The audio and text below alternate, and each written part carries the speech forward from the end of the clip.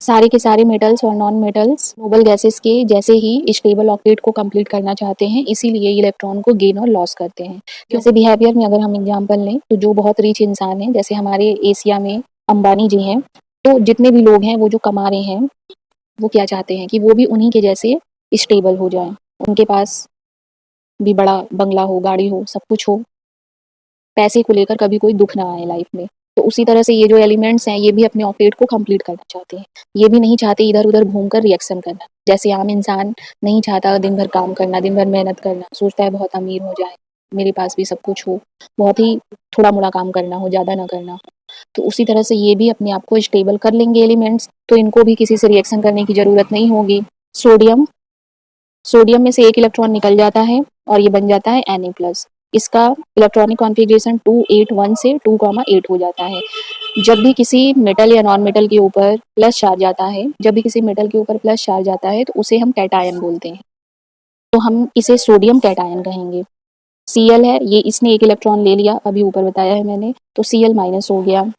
2,8,7 से 2,8,8 हो गया। और जब भी किसी नॉन मेटल के ऊपर माइनस चार्ज आता है तो उसे हम एनायन बोलते हैं, तो इसे हम क्लोराइड एनायन बोलेंगे।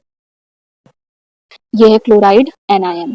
अब सोडियम ने एक इलेक्ट्रॉन निकाला, क्लोरीन ने एक इलेक्ट्रॉन लिया, तो इसे हम गिव एंड टेक रिलेशन कहेंगे। इन्हीं दोनों को हम आपस में रिएक्शन करवा देंगे और इसे गिव एंड टेक रिलेशन कहेंगे। इसने गिव किया और इसने टेक किया। सोडियम क्लोरीन, सोडियम में एक इलेक्ट्रॉन है, यहाँ हम आउटर मोस्ट सेल में जो इलेक्ट्रॉन है जिसे हम वैलेंसी कहते हैं। किसी भी मेटल नॉन मेटल के आउटर मोस्ट सेल में जितने इलेक्ट्रॉन्स होते हैं जिसे वे शेयर करते हैं उसे ही हम उसकी वैलेंसी कहते हैं। तो यहाँ दोनों की ही वैलेंसी 1 है। ये जो बाकी के एक्स्ट्रा इलेक्ट्रॉन्स है इसे नहीं, जो वो दे रहा है और जो दूसरा वाला ले रहा है उसी को हम उसकी वैलेंसी कहेंगे। तो सोडियम ने एक इलेक्ट्रॉन अपना किसको दे दिया, क्लोरीन को। तो सोडियम खुद हो गया Na+ और क्लोरीन हो गया Cl-। बाकी क्लोरीन के जो 7 इलेक्ट्रॉन्स हैं उनको भी हम लिखेंगे। ये डॉट और क्रॉस हम इलेक्ट्रॉन्स को अलग करने के लिए लिखते हैं।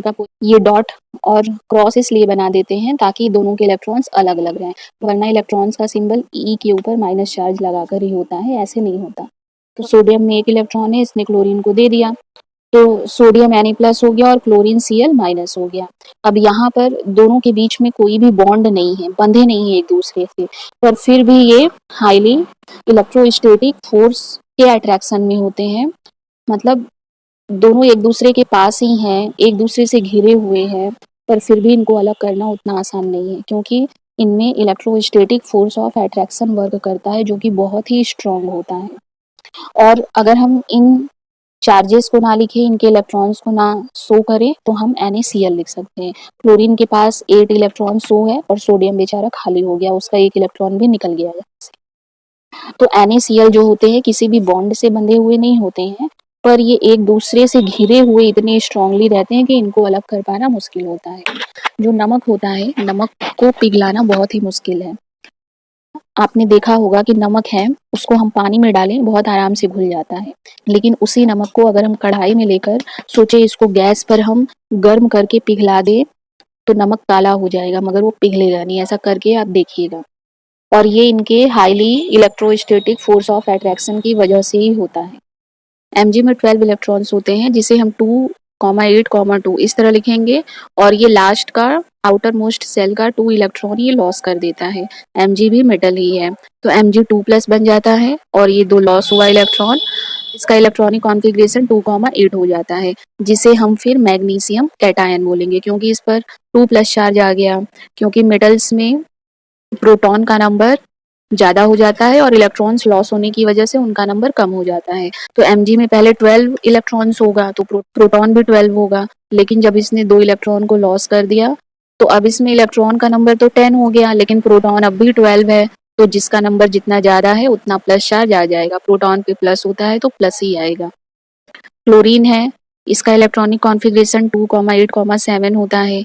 ये एक इलेक्ट्रॉन को गेन कर लेता है, Cl- बना लेता है, इसका कॉन्फ़िगरेशन 2,8,8 हो जाता है। इसे हम क्लोराइड एनायन बोलेंगे। जिस पर माइनस चार्ज आता है उसे एनायन कहते हैं, जिस पर प्लस चार्ज आता है उसे कैटायन कहते हैं। Mg है और ये 2 Cl को ऐसे अरेंज कर देंगे, बीच में प्लस लगा देंगे क्योंकि इन दोनों को हम अब रिएक्शन करवा रहे हैं। Mg के पास 2 इलेक्ट्रॉन है, Cl के पास 7 होता है, एक इलेक्ट्रॉन इस ये वाला Cl ले लेगा, एक इलेक्ट्रॉन ये वाला Cl ले लेगा। Mg का दोनों इलेक्ट्रॉन लॉस हो गया तो Mg2+ हो जाएगा और Cl ने दोनों इलेक्ट्रॉन को गेन कर लिया तो यहाँ हम ऐसे 2 लिख देंगे और जो इलेक्ट्रॉन है यहाँ शो करेंगे। अब हम इसको ऐसे लिख देंगे MgCl2। ये है आयनिक कंपाउंड। जब भी मेटल और नॉन मेटल रिएक्शन कर कर एक कंपाउंड बनाते हैं तो उसको हम आयनिक कंपाउंड बोलते हैं या फिर इलेक्ट्रोवैलेंट कंपाउंड बोलते हैं, क्योंकि इनके बीच में जो फोर्स वर्क करता है ये MgCl2 भी NaCl की तरह एक दूसरे के इलेक्ट्रॉन के क्लाउड से घिरे हुए हैं, पर इनके बीच में भी स्ट्रॉन्ग इलेक्ट्रोस्टैटिक फोर्स वर्क कर रहा है जो इन्हें बांधे रखेगा। और आयनिक कंपाउंड्स जो होते हैं बहुत ही स्ट्रॉन्ग होते हैं। हम उसे पानी में डिजॉल्व करना आसान होता है क्योंकि जब हम इन्हें पानी में डालेंगे ना तो इनके आयंस हैं तो अलग अलग ही, कोई बॉन्ड तो है नहीं इनके बीच में, तो आयंस अलग हो जाएंगे, Mg अलग हो जाएगा, Cl अलग हो जाएगा, दोनों अलग अलग घूमने लगेंगे। पर अगर हम सॉलिड फॉर्म में MgCl को लेकर या NaCl को लेकर सॉलिड फॉर्म में सोचे कि हम इसे मेल्ट कर दें ना, बहुत मुश्किल है मेल्ट करना। NaCl को ही मेल्ट करके देखिए, काला हो जाएगा। तभी तो NaCl में नमक में दाने भूजे जाते हैं। चना मटर जैसी हार्ड चीज़ों को NaCl में भूजा जाता है। इसे हम बालू की जगह यूज करते हैं। जैसे बालू को हम मेल्ट नहीं कर सकते ना, बालू में दाना भूजा जाता है पर उसमें बालू आने की वजह से, कुछ बालू चिपकने की वजह से चना और मटर में वो खाने में अच्छा नहीं लगता, तो इसलिए अच्छा टेस्ट देने के लिए अब जितने भी दाने हैं सब नमक में भूजते हैं। तो नमक मेल्ट नहीं होता बहुत ज़्यादा टेम्परेचर पर, तभी तो इसमें भून पाते हैं, वरना भून पाते